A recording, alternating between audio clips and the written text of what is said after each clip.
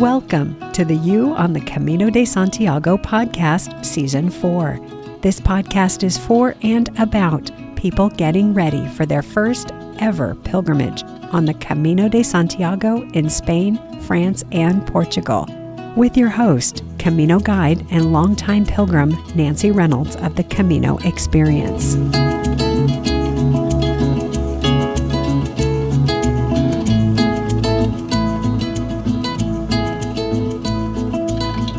The Camino de Santiago is an ancient pilgrimage route that has as its terminus the cathedral in Santiago de Compostela, believed for many centuries to be home to the relics of the Apostle James. James was a cousin of Jesus of Nazareth, and as the story goes, he was sent to the Iberian Peninsula to spread the gospel after the crucifixion and resurrection of Jesus. There is much more to the story, as I'm sure you can imagine, and you can learn all about it in books, videos, movies, blogs, and even earlier in this podcast series. For now, though, let's fast forward to modern times. What we have today is a pilgrimage destination that hundreds of thousands of pilgrims visit each year, arriving on foot, horseback, bicycle, in wheelchairs, and by bus, train, and flight. This podcast is specifically for pilgrims getting ready to walk one of the Camino routes for the first time. It's about getting you on the trail on your first pilgrimage to Santiago de Compostela.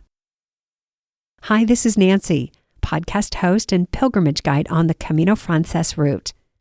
I love pilgrimage, and I love encouraging and empowering my listeners to take their first steps toward this life-changing experience. I lead two groups of pilgrims each year on the Frances route, one in May and one in September, starting in the pretty French Basque town of Saint-Jean-Pied-du-Port. If you are tuning into the podcast for the first time, welcome. If you'd like to learn more about how I help people take their Camino dreams from idea to actually getting started, you can stop by my website, thecaminoexperience.com. There you will find that I still have spots open in my September group, and you can send me a message to let me know you'd like to connect and learn more. If starting or walking the Camino with a group isn't what you imagine when you see yourself on the trail, I also have a couple of self-guided or self-directed options for you that will give you the confidence to get from where you are now to your first steps on the trail. It's all on thecaminoexperience.com. Now let's get to what I have for you in this episode of the podcast. We are going to be talking about the spiritual practice of pilgrimage. I am delighted to have as my guest one of my spiritual teachers, role models, and mentors, Dr. Edward Viljoen. Dr. Edward is the senior minister at my church, the Center for Spiritual Living in Santa Rosa, California. He has been the spiritual leader of our community for more than 30 years, and he is known throughout the community and the larger organization as a masterful teacher, inspiring leader, trusted advisor, and valued friend. I had the pleasure of serving with Dr. Edward on our center's board of trustees from 2019 to 2022, and I have relied on his wise counsel many times. Dr. Edward received a Doctorate of Divinity from Centers for Spiritual Living, and he was awarded the much-respected Ernest Holmes Award for exemplary demonstration of the teachings of Dr. Ernest Holmes. Among his passions as a minister is helping other ministers, and he has served the ongoing Ministers Education Conference for the past 20 years. He also graduated as a Sonoma County law enforcement chaplain in April 1999. Dr. Edward is the author of several books, including The Power of Meditation, an ancient technique to access your inner power, and Ordinary Goodness, the surprisingly effortless path to creating a life of meaning and beauty, and the Bhagavad Gita, the Song of God, retold in simplified English. I will be reading a short excerpt from The Power of Meditation at the end of our conversation. Another thing I'll mention about Dr. Edward is that he was the team captain the year I participated in the 545-mile AIDS LIFECYCLE bicycle ride from San Francisco to Los Angeles. You may remember I used that ride as an example in the episode a few weeks ago about fear and courage. That was episode 1 of this season, in case you'd like to refer back to it. Dr. Edward also leads groups on pilgrimage to help people explore new cultures and to encourage new ways of understanding the divine. He has led groups to such significant destinations as Greece, Bali, Bhutan, Thailand, Hawaii, and Costa Rica. As a spiritual teacher, he brings a depth and breadth of knowledge and experience to his trips, and he will be sharing some of his insights with us today. While he has not yet walked the Camino de Santiago, I think you will find his perspective to be applicable to the universal experience of pilgrimage as it presents itself in various religious traditions. I'll also mention all of Dr. Edward's books are available on Amazon, and you can check out his inspiring Sunday messages on our center's website, which is cslsr.org. And I do have those links in the show notes. Now, let me share with you some of the questions we'll be exploring in this episode.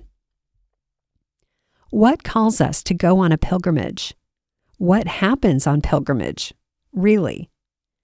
Why is the pilgrimage experience the same yet different for everyone?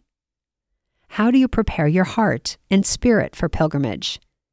And how do you talk about pilgrimage when you return home? That's what's on tap for you in this episode. Shall we meet Edward? Edward, hi. Thank you so much for being with me today. Hello. Thank you for having me, Nancy.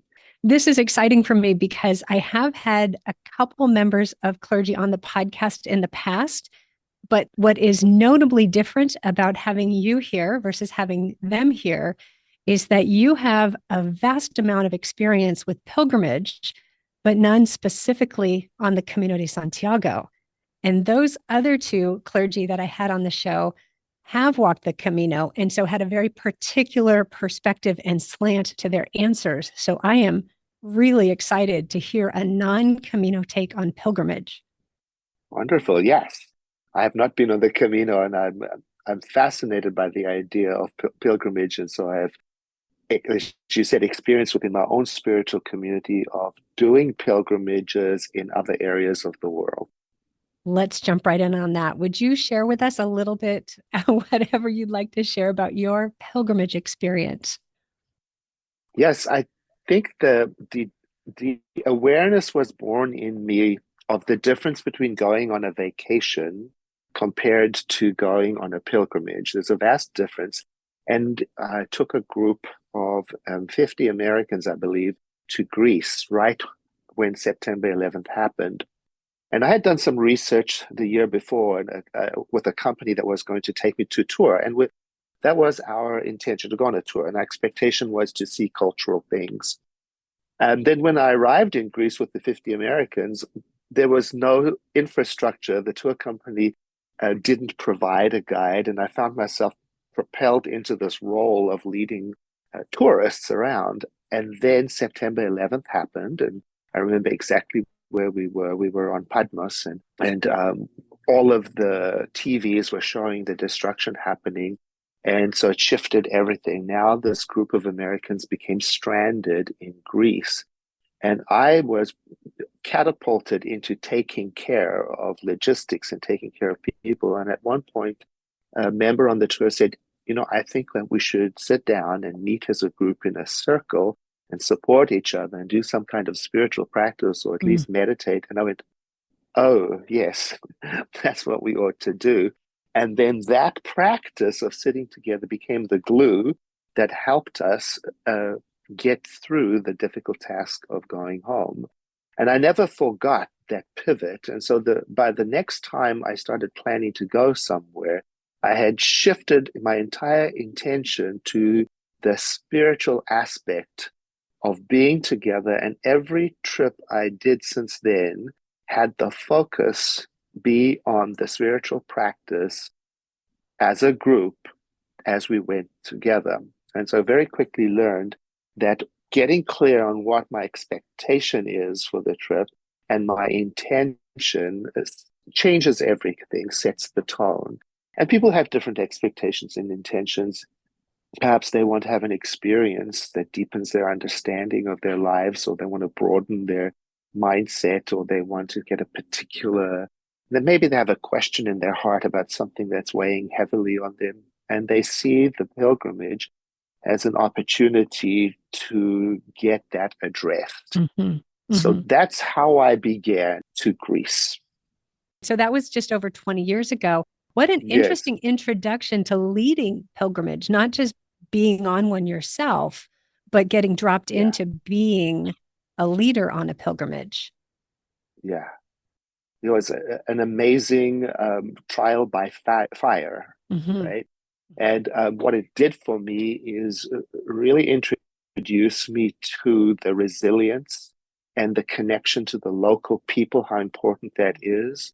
Because at that time, we were stuck in Athens, and the Greek people in Athens would just come up to us. They couldn't speak English. They would just hold their hearts and say, "I'm sorry."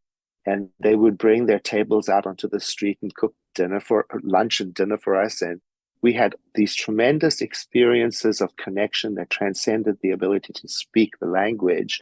And that became so much more important than seeing the Parthenon or, doing the checklist. Oh, well, I saw that, I saw this, I saw that. So when I designed pilgrimages later, we didn't have an itinerary that was heavily loaded with sightseeing. It was heavily loaded with introspection, connecting with the local culture, really learning what is appropriate and respectful in the spiritual tradition of the places we were going to. So there began this idea of moving away from tourism to this deep transformative experience. And it's been lovely to do that, to really learn about what can happen on a journey together where there is a strong group mutual support and where there's a daily spiritual practice. Not tagged at the end of the day as, a mandatory meeting. No, but it's really the lifeblood of the journey together. Because what happens on pilgrimages, and I'm sure you must know that, people can have cathartic experiences. They can have meltdowns. They can feel all sorts of feelings, perhaps some that they didn't expect to feel on the journey. And so to have support systems and to share tools that we can use to support each other and ourselves on the journey become very important. Is it something about the nature of pilgrimage that brings out all those things, all that introspection, all that, the potential meltdowns, the transformation? Yes, a whole range of things. We're suspending the ordinary agenda of our day-to-day activity. We're going into an environment that we can't easily predict what happens next. We are leaving behind our comfort systems, what we know and what we can count on.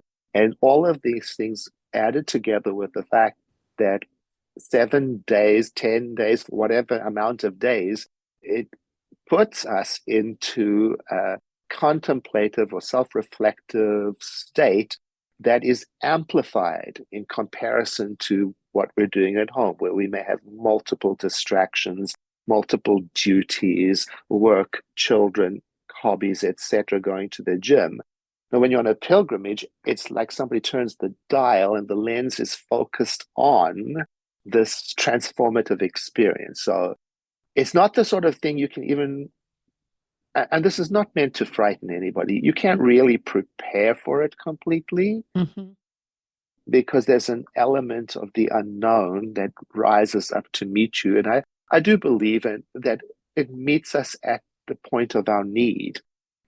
And I think what's going on inside of us at the beginning of the journey matches the type of transformative experience that comes to us, because it's different for different people. Hmm. Hmm. Will you say more about that? Some people go specifically because they've got a heaviness in their heart and something to leave behind. Other people perhaps just want to, like I said, broaden their perspective on life. And so I think the journey meets that need. Mm. And if there's something to be let go of, I think those things that are preventing the letting go come into focus. If somebody wants to broaden their perspective on life or have a deeper understanding of other cultures, then whatever is standing in the way of that broadening comes into focus. At least that's what it looks like to me. That's what I've observed on the journey. So what you're saying then is take a group of 10, 15, 20, 50 people, put them on the same pilgrimage trip, and there will be that many different experiences going on. Yes, exactly. And we don't know at what point on the pilgrimage their cathartic experience or their realization will happen.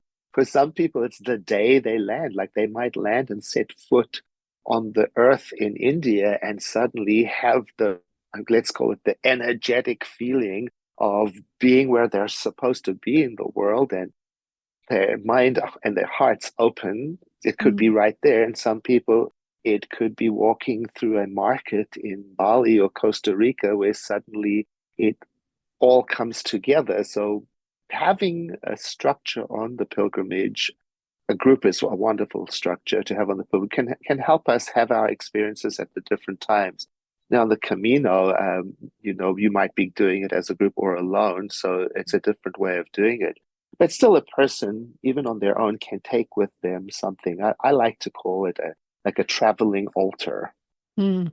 I suggest before we go on a trip that people create a traveling altar, which can be as small as an icon from their faith tradition or a photograph of loved ones that helps connect them, reconnect them to their heart, or an object. Perhaps it's a heart-shaped stone that they picked up in the Grand Canyon, or maybe it's a candle or prayer beads, and then they can place that in a prominent place when it's rest time.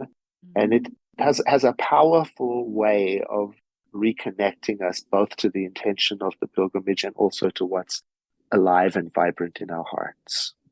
I love that. I love that. I don't know if you're familiar with the tradition of the Iron Cross on the Camino.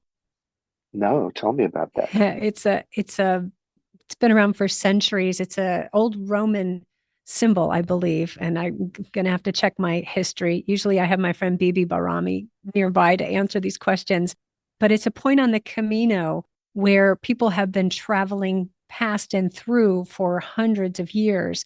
And the tradition is to bring a rock or something significant from home that represents the burdens that you carry. And when you get to the stage with the cross, you mindfully approach it and mindfully set down those burdens in the form of putting the rock at the base. Now, that's a little different than an altar item or something significant that you would carry, but there seem to be some similarities between those two. Absolutely. I love that idea.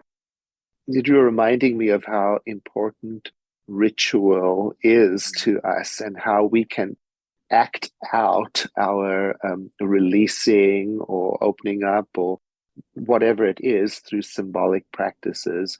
And that becomes specifically important for people who may not be able to, say, for example, walk the entire Camino, or who might just be doing an abbreviated version of it. They can still have the full experience of transformation by acting out some part, like you said, placing down their burdens. Or, there are these traditions, for example, in India, where perhaps an individual cannot make it to all of the important, significant temples in their lifetime. In Varanasi, they have an abbreviated version where there are symbolic stations where people can travel to act out the entire pilgrimage, but in one afternoon and still have the cathartic experience. So I love the idea of doing whatever it is we can to tap into the change or the insight that we want to have. There is also, if you can't take a photograph, you might be taking something in your heart on the trip. and this is an ancient practice. I think people in ancient times, not the whole family, not the whole village could go on a pilgrimage. So one person went and they took the intentions and maybe the hopes and the aspirations or the questions of the whole family or the whole group. We do a certain similar thing when we go on. I do, and you know from doing the AIDS life cycle, the 545-mile ride from San Francisco to Los Angeles to raise funds for people that are living with or HIV and for education and services. Sometimes when we go on that pilgrimage, because it certainly is a pilgrimage, Yes, it is. yeah, we will take the names Mm-hmm. of people who have passed on as a result of HIV and AIDS. And when I ask people, may I take your loved ones' names with me? The feeling that people have, it's as if they were going on the trip themselves. And oftentimes they will give me, I'll have 50 names or 100 names, Wow. and I'll type them all up. And then, like every rest stop, say, for example, or at least one rest stop every day on the trip, I'll take that list of names out and look at it to reconnect me to the idea that I'm carrying not only my own aspiration, but the hopes and the dreams and the love of other people who can't make that journey. So we can do that on the Camino. We can Mm-hmm. take other people with us in our spiritual, mental, emotional pocket, however we want to represent that.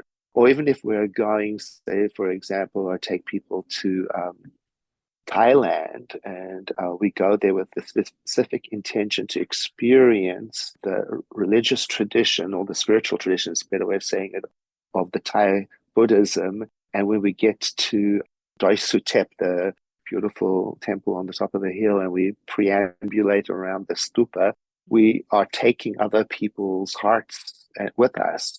So that's available too on any kind of pilgrimage. So it's not restricted to me and my experience alone. It can be, there's nothing wrong with that. But I can also expand that and take other people with me on behalf of them.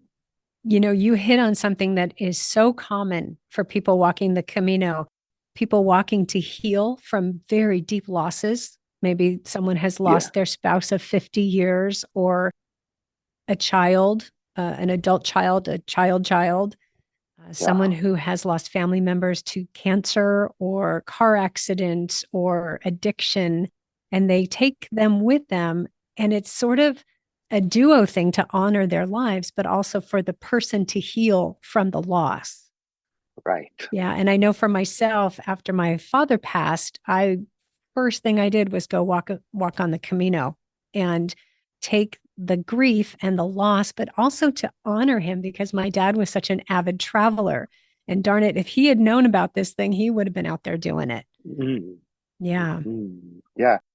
And that healing of loss is such a beautiful experience. And sometimes I see people are longing for the resolution, and the way of healing loss is that it has its own timeline, and I think that that healing process is supported by such a thing as a Camino or Mm-hmm. a pilgrimage. And I do recall once taking a group to Bali, and we were going to an iconic temple that's very, very popular among tourists. And so it has that element of being very busy tourist Mm-hmm. style and almost degrading the spiritual experience. And I said to the group, don't let that happen. Stay in the intention that you have to go to a place that is considered sacred, and think about your intention to, in this case, release some of the grief that was going on. And I remember as I was leading the group away from the temple, we were walking through knee-deep water at the time. And one member of the group, I couldn't find him. And I got a little panicky and turned around, and I saw him standing knee-deep in the water in the traditional dress that we put on out of respect for the local tradition. And he was just standing, staring up at the temple with tears streaming down his eyes. And that was the moment that his heart opened up. And who would have thought that would be the moment, right? Yeah. Because for me, it was like being careful, don't slip on the rocks. I was all in logistics. And so might he have been, but the right combination of nature and noise and sounds and whatever it is came together. And that's when his heart broke open. So I say that to alert people to not have too tight a grasp on when whatever should happen, or whether it should be in a quiet spot or in a busy spot or highly traveled tourist spot or a very quiet nature spot, or when I'm very tired or when I'm very rested. So we can let go of all of those prescriptions and say, I'm going on this pilgrimage and I am open to it meeting my need at the right time in the right place. And I find that to be a beneficial approach. Absolutely. You know, when you're talking about that, I'm thinking about the route that I lead groups on. I help people get started on the Camino Frances route, which starts inside France, goes over the Pyrenees, and then we've got another 750 kilometers to go. So just under 500 miles. That's a lot of time and distance for transformation to take place. And there's this one Yes. spot at the end, the final 100 kilometers into Santiago, which is the minimum requirement to receive the Compostela from the church. And so people who don't have time or the physical ability or just don't have the desire to walk farther than that will just walk the final 100 kilometers. So you can imagine the tone changes. You've got these Yes. people who have been walking for 700 kilometers and they are trail weary and heart strong and spirit soaring. And they get to the final 100 kilometers and it's a circus. They feel like Disneyland. But what Yeah. you just described, it reminds me that that isn't the issue. That isn't meant to be or doesn't need to be a barrier to transformation or a barrier to getting what any one person came for. That is so well said. And I think about it like I can make it a barrier if I want to, Yeah, but I'm going to face that barrier anyway. Like exactly. re-entry into life. I mean, the first time, like if you're flying back to the United States, and let's say you're landing in Los Angeles or San Francisco or New York, the immensity of the noise and energy is going to be different from your experience. So I can prepare myself to not let that act like a barrier. And I might even remind myself to hold it lightly and let life be what it is, because otherwise it can Yes. act as an irritant. Oh, yes, it can. And it does for many people. And so with my Yeah. pilgrims, I suggest to them to think about that final 100 kilometers as a transition period in time and Yes. distance, and to begin to prepare yourself for that change a couple days before you get there. And then have your eyes open and your heart open for what is there, not what you think should be there, but what is there. Who are the people who need to hear what you have to say? Because by now you have taken in so much of this pilgrimage experience. They're great gifts to be given. Exactly. That's exactly the word I had in mind. I can think of that last 100 as a blessing, really, a gift, as you say, because I might be able to ask myself, well, how am I new? Mm, Because irritants in life will always present themselves. And how am I responding to them in a new way as a result of being on this pilgrimage? And I think that's a really worthy question. I love that. Wow. All right. So let's see. I'm going to want to talk about preparation, getting prepared to go, and how do we re enter? I love that you brought that up. But before we get there, I want to back up even more and go back to the call to pilgrimage. What is it that gets us to the point where, you know what, I need this thing? I need to get away. I need a pilgrimage. What are your thoughts on that?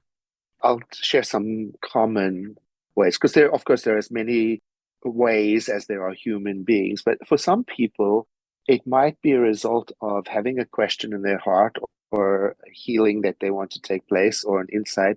And none of the normal structures that they usually use are satisfying that Mm. need, to that answer. So they may very well have a spiritual practice, and they may have a strong community. They may have all of these things in place. They may be taking their vitamins, going to the gym. Whatever it is they're doing is not going deep enough into their question in their heart. And so those normal strategies and structures, as good as they are leaving them still with a hunger in their heart. Sometimes that is what propels a person to say, I want to go. I want to go get the answer. I want to go on the experience. And they might go to the Camino, or they might choose a spiritual tour, or whatever it is they choose. They go on a journey to take them out of the normal structures and put them into an environment that will hopefully break open their heart and mind. That's one thing. There's another thing that happens, and I think it's worth mentioning, is sometimes the goal or the intention people have in their mind is not what actually happens in the end, and something else entirely presents themselves. And an Yes. awakening happens that they weren't expecting. I'm so glad you mentioned that. Yeah, I want to hear what you have to say about that, because that is the norm. Yes.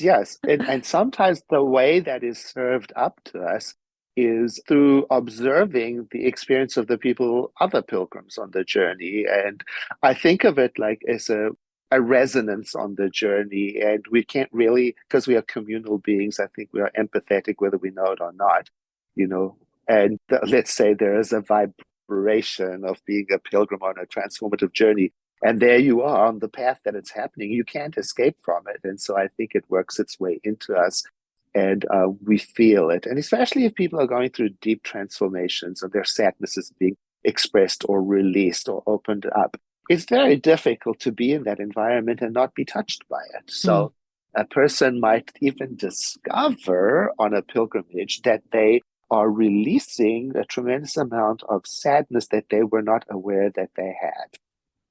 Ah, I know that one. Mm, yeah. Mm. Yeah, I know that one. Yep.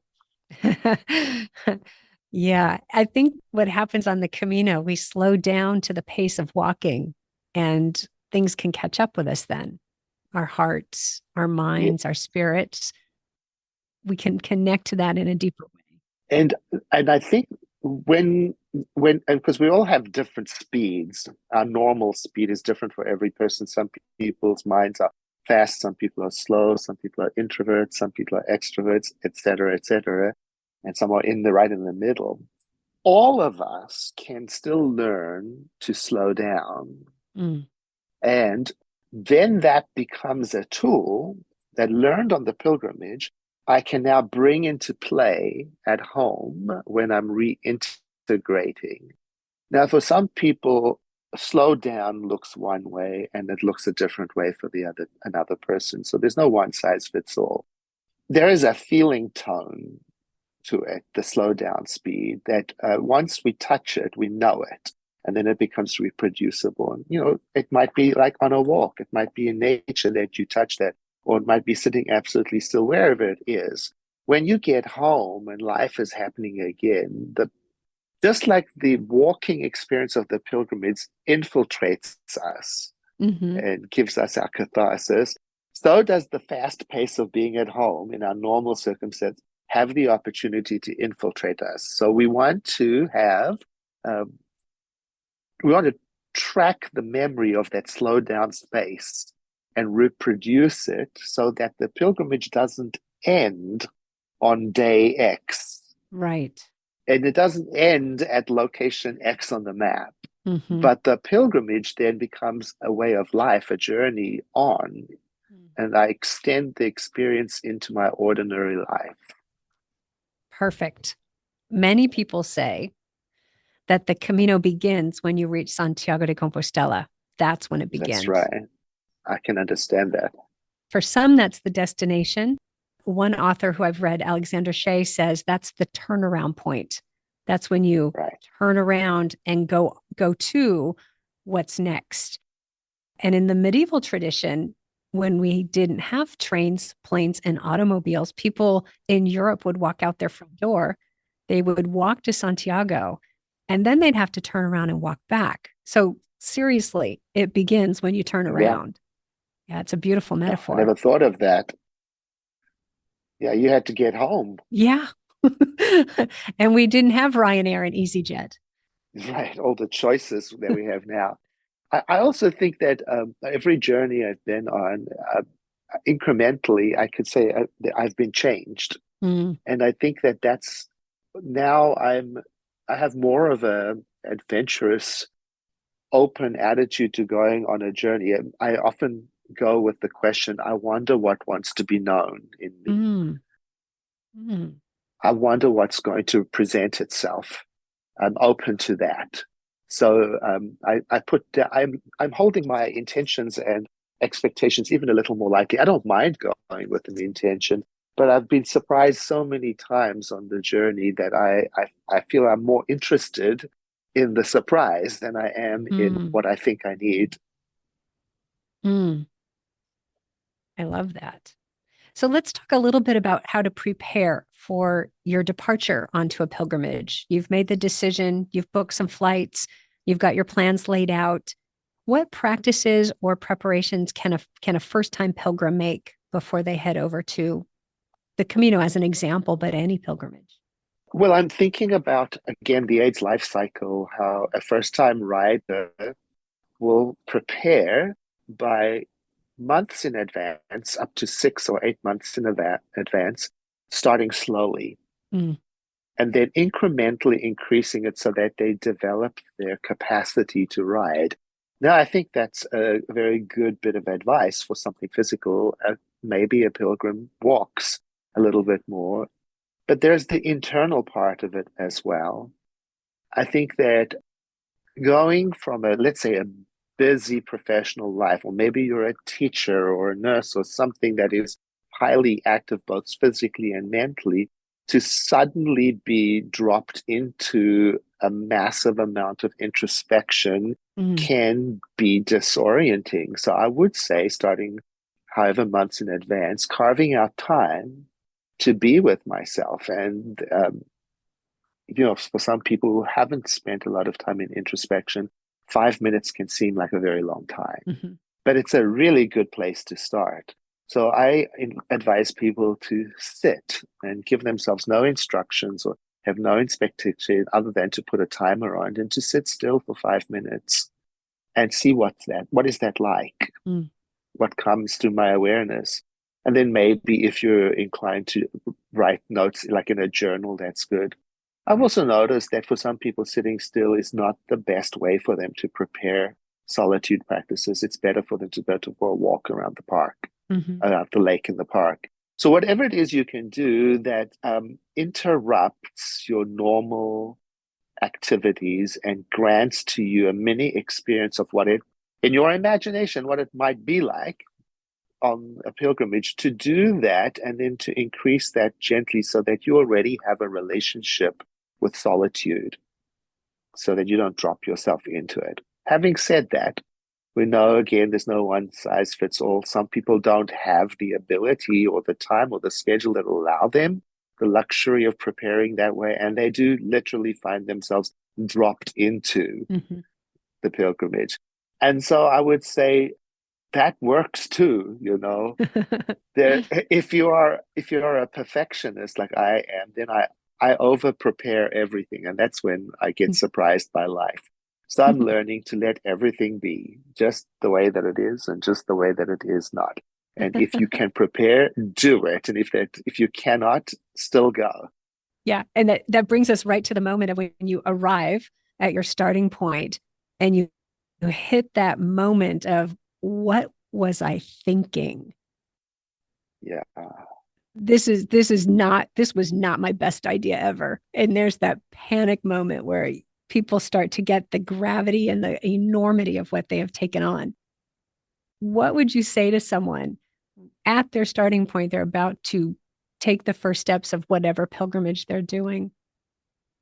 Well, this is part of the brilliance of a pilgrimage in another country far away. You've arrived there, it's quite an effort of will to not go Mhm. on it. And I love that. So if I suddenly realize something, what have I done? What was I thinking? I pretty much, uh, if I turn back or go forward, I'm pretty much in like or at the decision point there. So why not go forward? Yeah. I also suggest to people that if that voice emerges, like, what the heck have I done?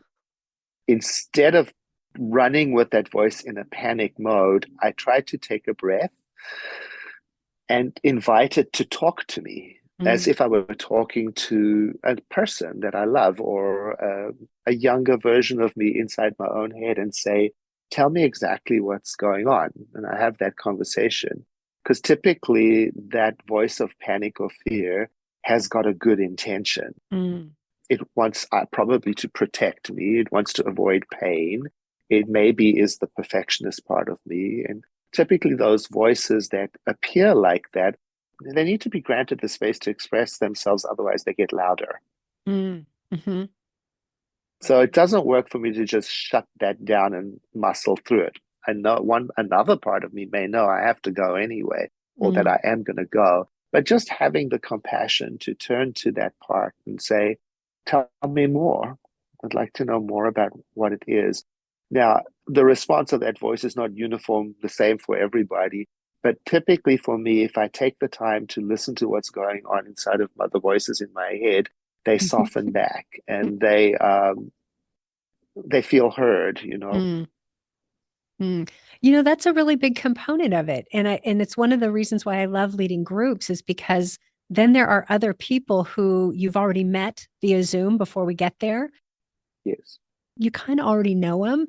And it's a little bit easier to be honest about how you're feeling. And so I encourage people to talk about that to other pilgrims. Like, just Yeah. let's call it out. And then what you get is everyone else going, oh my gosh, you too? I feel the same way or similar. Yeah. And then we're heard and seen. And, oh, okay, now we Yeah. can go. Yeah. To talk to other people is so powerful. And I think it goes hand in hand with giving other people their space. Mm, mm-hmm. Because you may find that you can't form your sentences or your ideas clearly, and you might just need a moment. Mm-hmm. And so, if you're at that place on a probably where you've got all your feelings, you don't know where it's going, I would say don't panic. It's going to come clear to you. And then that when it does, talk to somebody is a very powerful way of processing what's going on. Yeah. And I think sometimes two people want to be asked, how are you doing? Really? And actually go past Yes. the, oh yeah, I'm fine, I'm great, I'm really excited. No, really, how are you feeling? Yeah. And Yeah. and that's one of my favorite roles as the leader of the group or the guide, is to be able to let people know they have that freedom to really say how you're feeling, and to witness that, to bear witness to the emotions and the turmoil and the stress and the anxiety and the sense of victory that comes with completing a pilgrimage. Well, I remember reading that emotional maturity is the ability to identify and accurately name feelings. Mm. And sometimes that takes a little bit of reflection, because I may know that it sort of feels a certain way, but I don't know what it is quite yet. Mm-hmm. And then I've learned that my inclination is to wait until I can accurately name and Huh. explain what's going on inside. And I delay talking to anybody. Mm. And because I want the words to come out perfectly. Now I've learned to give myself permission to get it wrong, to Mm. say it wrong, and to let the process of stumbling through my words, describing my feelings, be as messy as it needs to be. And that has been a terrific shift in my awareness. Just open your mouth, let it come out, and let it be wrong if it is, because Yeah. you're on your way to clarity. Yeah. Yeah. And you're going to walk it out and walk through it, and it's all gonna come out. Yeah. There are Yeah. a couple of things you've touched on that I'd like to circle back to. You talked about on that trip to Greece how the local people came out and provided food and cared for you. Hospitality seems to be a very important component of pilgrimage. I wonder if you could talk a bit about your experience with local hospitality and how that plays into a pilgrimage. Yes, hospitality is such a beautiful part of being a human being. And I think it sometimes gets lost in the high tourist places where it's an industry of tourism. And my best experiences are off the beaten track, Mhm. away from the curated tour and the well-traveled go see this and go see that. And I think that hospitality is becomes more available when I take the first step of understanding I am a guest Mm. in this country and in this community, and that the people and the nation and the community is not there to serve me. I'm a visitor. And then when I approach wherever it is that I'm going with respect and awe and humility and interest in learning what is there rather than bringing what is in me, then I open the pathway for hospitality to really be meaningful and reach back. Because I'm sure if you've been to any highly traveled tourist areas, you can see that sometimes tourists of whatever nation they come from sometimes come with a sense of ownership for the place that they're in, maybe some privilege. And so I encourage my people that travel with me to come with a beginner's mind and come as a guest and with tremendous respect. And always the local people notice that. Yeah. They notice the respect, and then comes the connection. Yeah. Yeah. It's one of my top tips for pilgrims is at the very minimum, learn how they say good morning and start with that. Yes, Always start with that. And there's such a difference in experience when you start an interaction with hola, buenos dias, than when you start it with café con leche. correct. Just Yeah. such a tiny little thing. And it opens up a door to see who is in front of you, who's the human, who's the person, who's the being. And the great thing Mhm. about being on the Camino and interacting with the people who serve the pilgrims, they know what we're doing. They know we're on a pilgrimage and they know the significance of that, even if we don't yet know it. And so it's really very special to connect with them. I think you talking about something very important, making an effort to understand and learn something about the place that you're going to. I know it's very important. Greeting somebody in France, for example, if you walk into a store or even into a party or even to a meeting, it's mandatory to say good morning or Uh-huh. good day, Yeah. bonjour, whether you know people, you don't know people. And there's something elegantly beautiful about that. That's on me to say hello when I walk in Mm-hmm. somewhere. And I think that learning to say it in the language of the place you're going to becomes very important and communicates care. Yeah. And it's so simple. So simple. Yeah. So we haven't talked much about the many places that you have traveled to and the different pilgrimages. I know of many because I've heard you speak about them on Sunday mornings in your Sunday morning messages. But one of the questions that always comes up for me is what is the importance here? Is it the destination, the sacred center to which we're going, or is it the journey? For you, how do those two interplay?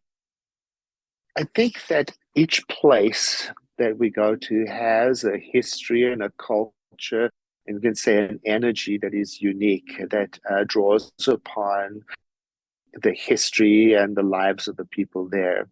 So when we go to these different destinations, we can expect a different experience, a different flavor of the journey to meet us there. For example, you know, in Ireland, there is a pilgrim's way as well. There's a tradition of walking there as well. And all along the way in Ireland, you're going to encounter this beautiful blend of well, it depends which part of Ireland, like, for example, the Catholic tradition, blended with the tradition of holy wells of, let's say, the original people of Ireland, where people still make pilgrimages, no matter what their faith tradition. They go and they tie knots at these wells in reverence for Bridget. So there's a whole Mm, mythology there, and or let me say, not a mythology, a cultural, spiritual tradition over there that's very important. And that's a complete feeling on its own. The mystery of the holy wells of Ireland and how it's integrated into modern life. Now I'm thinking about this idea of people of different faiths coming to the same pilgrimage location. I'm sure you see that on the Camino. You don't Yeah. have to be Catholic to be on that. You can No. be of any faith tradition. And that is the case also in what is the name in that's now modern day Turkey. It used to be Ephesus, the city of Ephesus, the marble city where Saint John the Divine, last days he was banished to Patmos, I think, Patmos. But the idea was that Mary, the mother of Jesus, lived up the hill around the corner there, and you can still go there. It's like a pilgrimage where there is mass being said continually by volunteer priests. And so they are scheduled regardless of what language they speak. So the mass could be in Portuguese for the first half, and then in Spanish or Chinese, who knows? And you see people coming in, piling into this tiny little room, wearing hijabs or wearing whatever spiritual, traditional, national costumes. They're coming for the experience, no matter what religion they come from.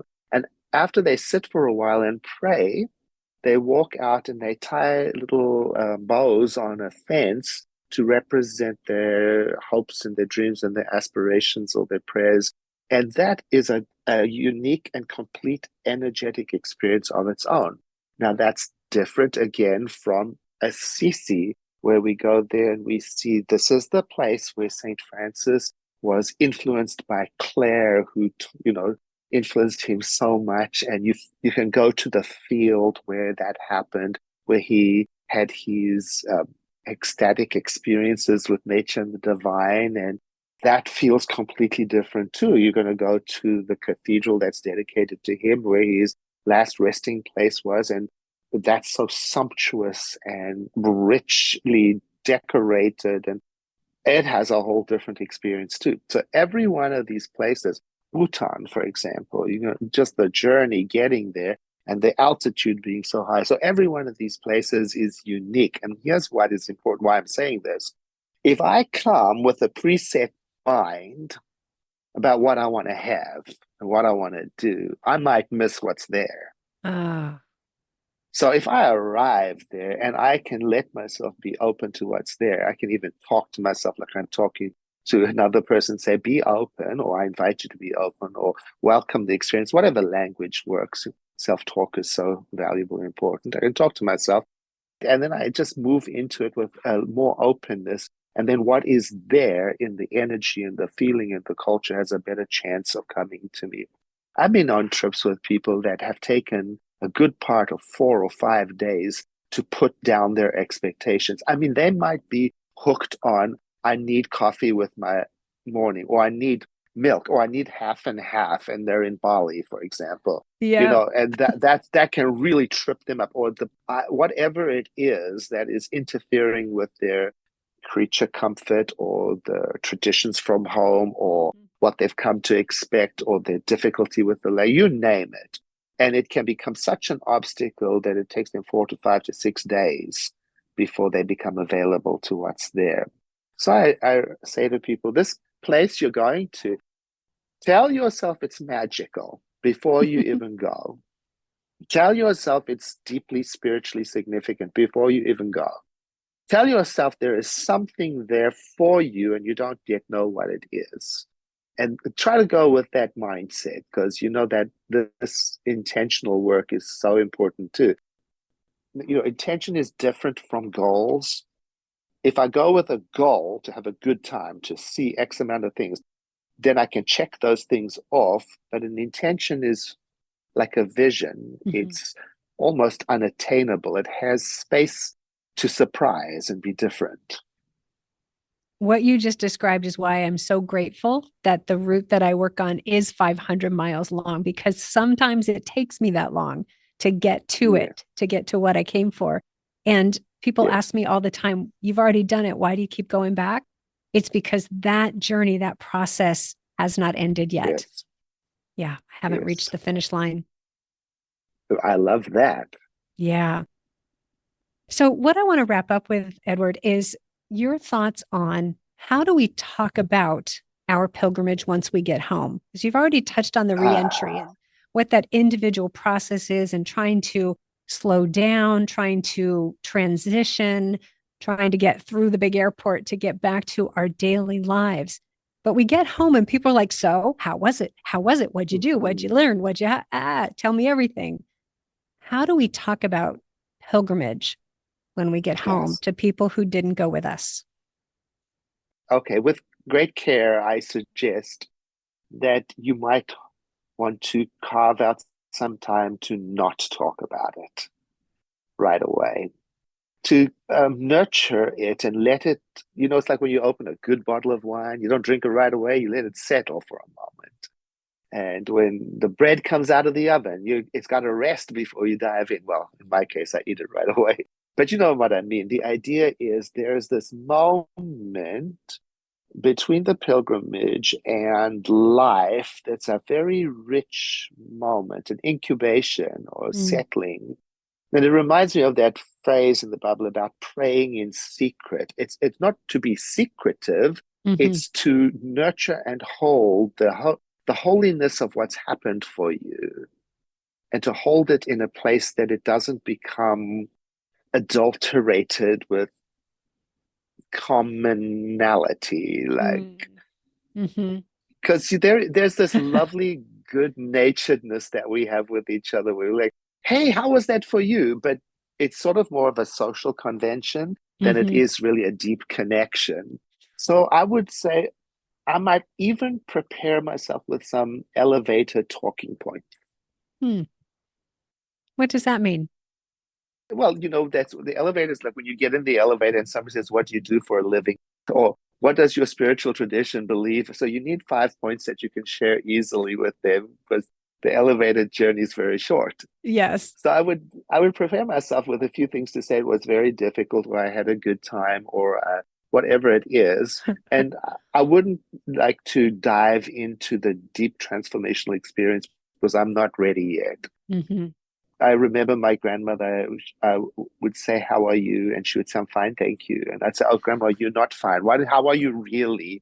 And she would look at me and say, Edward, it's a social convention. Mm. And the correct answer is, I'm fine. And everybody knows there's more to it than that.